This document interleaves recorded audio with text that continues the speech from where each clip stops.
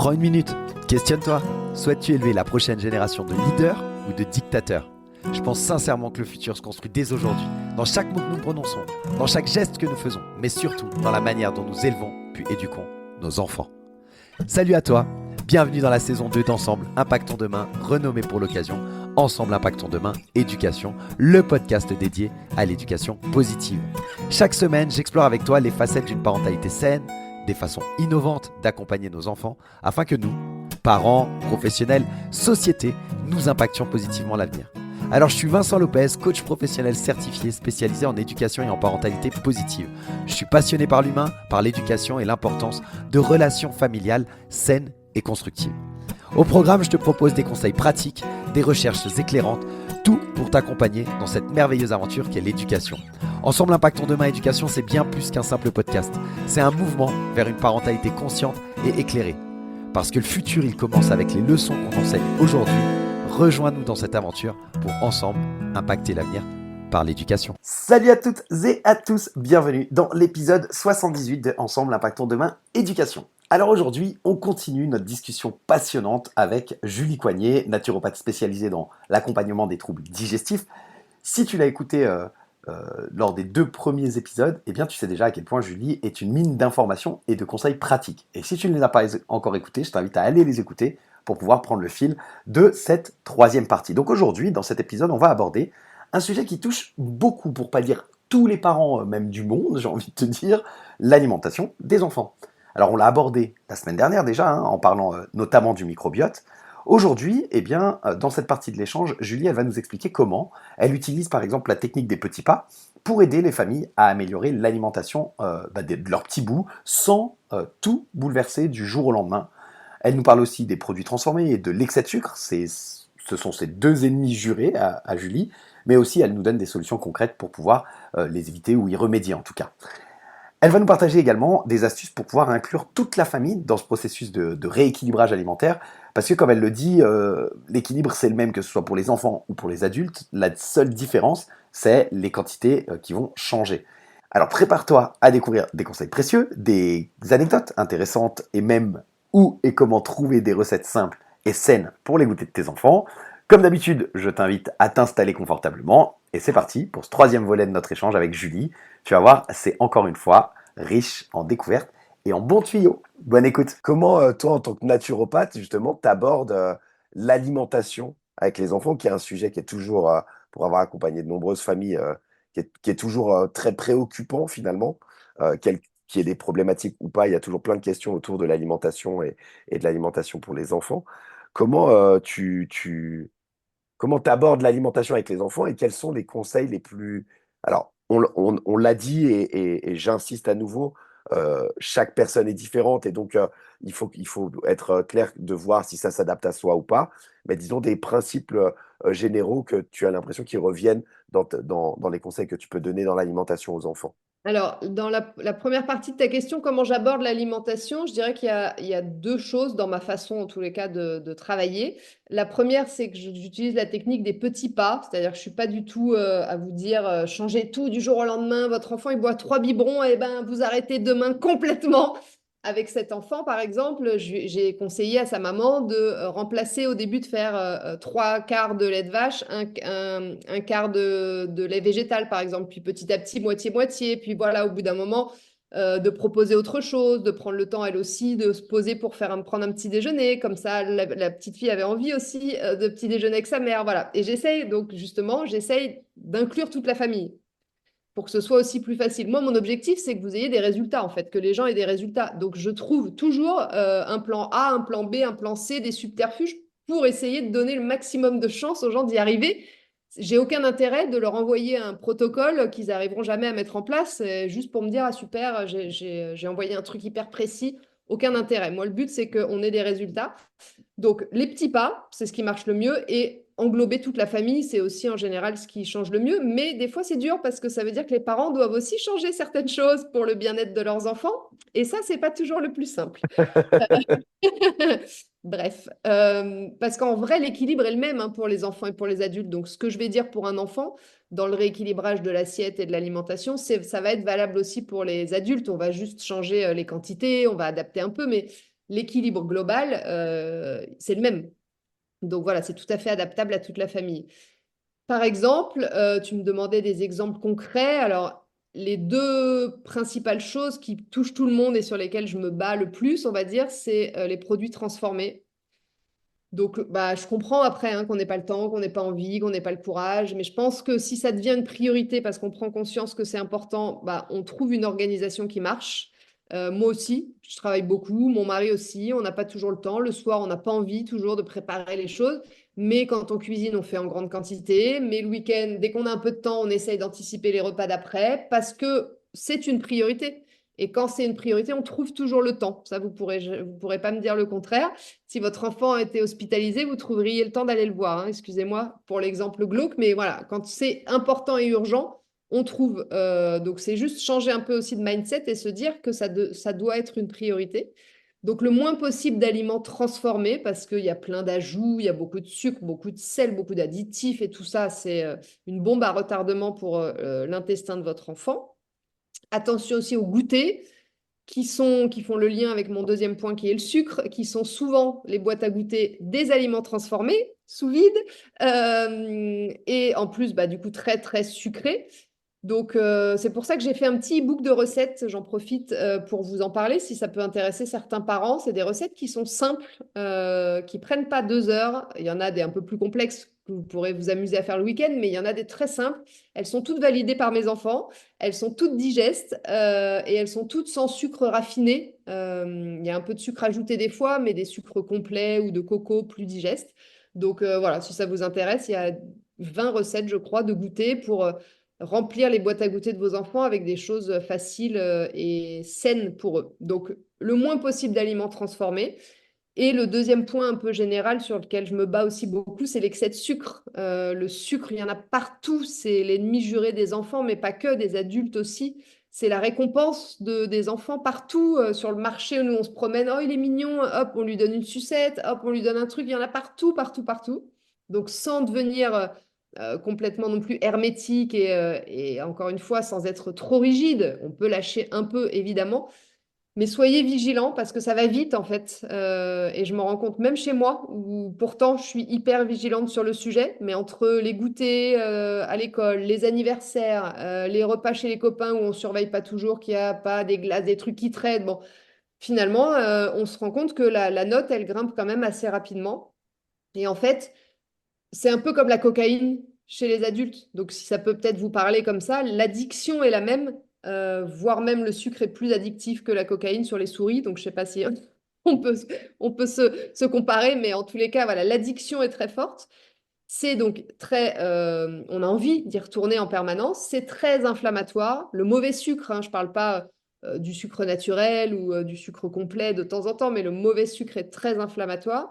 Et puis, chez les enfants, ce qu'on observe aussi, c'est que c'est un véritable excitant du système nerveux. Et donc, ça les empêche d'être attentifs. Ça entretient tous ces hyperactifs, TDA, TDAH, dont on parle de plus en plus. Et je pense que l'alimentation n'y est pas pour rien. Pas que, évidemment, mais je pense qu'on peut aider grandement tous ces troubles-là avec une assiette adaptée. Donc voilà, je dirais le moins transformé possible, quitte à faire une omelette avec 3 bouts de courgettes. On n'est pas obligé de faire de la grande cuisine, mais des fois, ça peut être rapide. Et le moins de sucre raffiné possible, de bonbons, de gâteaux industriels, de glace à tout va, sans rentrer dans les extrêmes, bien évidemment. Complètement. Merci beaucoup pour ces deux conseils. Alors, en plus, le premier, il y a une autre thématique que j'ai déjà abordée dans le podcast et que j'aborderai sans doute encore parce que ça fait partie vraiment des valeurs importantes. Mais il y a ce côté euh, écologique, protection de l'environnement, etc., avec tout ce qui est emballage divers et variés. Et puis, ces produits transformés qui sont nutritionnellement parlant très pauvres la plupart du temps. Donc voilà. Et puis, bah, le sucre, ma foi, enfin, pour le coup, c'est une vraie plaie, quoi. Je trouve vraiment. Alors, il faut Ouais. pas, comme tu dis, moi, je suis très gourmand. Alors, moi, j'aime manger de manière générale, hein, pas que le sucré. J'aime manger, mais, euh, mais c'est vrai que j'aime grignoter je dis n'importe quoi au hasard, hein, mais des viennoiseries, des choses comme ça, qui sont nutritionnellement pas du tout intéressantes, mais qui me procurent du plaisir. Après, ben, on le fait avec parcimonie, on essaie de faire attention aussi avec nos enfants, mais ça va très très vite et la quantité qu'on ingère, elle est... Dès qu'on commence à se pencher sur la question, en fait, on se rend compte qu'il y en a partout, partout, partout, et que finalement, même si on fait attention, on en ingère quand même une Il y en a grande même dans quantité. la moutarde. Ouais, ouais, voilà, ouais, par exemple. Ouais.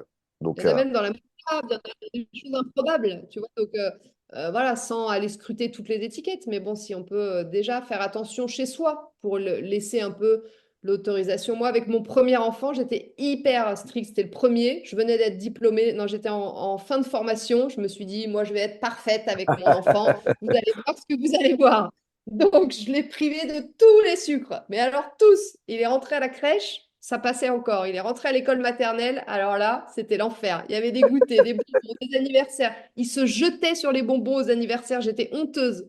Les parents me disaient, mais il a jamais mangé de bonbons, votre enfant, ou quoi? Je disais, bah, pas trop. Et du coup, j'ai développé un truc inverse contre lequel je lutte encore un peu aujourd'hui, même si j'ai lâché la bride, mais il était devenu complètement accro et attiré par ça puisqu'il n'en avait jamais eu. Donc ne tombez pas dans cet extrême.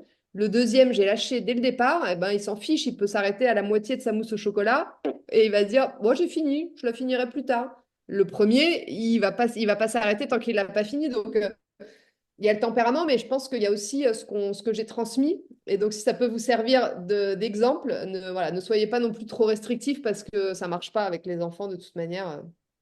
C'est compliqué. Voilà. non, non, complètement. Non, mais enfin voilà, les extrêmes sont toujours un peu compliqués, mais je comprends bien. On a eu un peu la même approche. Alors nous, c'était sur les écrans, mais on s'est rendu compte que c'était pas la meilleure des techniques, et puis on a laissé du laisse avec le deuxième, c'est plus simple. Il faut trouver l'équilibre, c'est toujours pareil. Exactement, exactement. On a pas mal parlé de l'alimentation, hein, parce que, en l'occurrence aussi, c'est plus ta spécialité avec tout ce qui est troubles digestifs. Il y a un autre sujet qui vient très souvent lorsqu'on parle avec des parents et qu'on parle d'enfants, c'est la gestion des émotions, qui peut bien sûr être liée, tu l'as dit un petit peu avec, par exemple, avec le sucre. Euh, mais en quoi la naturopathie, elle aide, elle peut aider à mieux gérer les émotions, justement. Alors, là, je vais avoir un peu deux réponses, j'ai envie de dire. Il y a une approche que j'utilise beaucoup qui est une technique, pardon, il y a une technique que j'utilise beaucoup qui est les fleurs de Bach, qui sont les fleurs de Bach.